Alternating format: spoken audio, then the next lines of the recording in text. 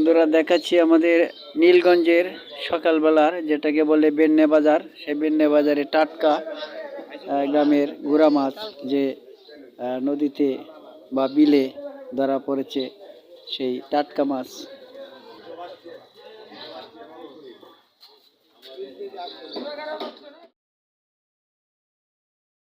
এরকম টাটকা মাছ দেখলে অবশ্য সবারই মনে চায় যে মাছ কিনি। আসলে শহরের তো মাছগুলো আনতে আনতে বরফ দিয়ে রাখা হয়, কিন্তু গ্রামে গেলে মাছ, টাটকা মাছ কিনতে পাওয়া যায়, একদম নদী থেকে বা বিল থেকে মারে।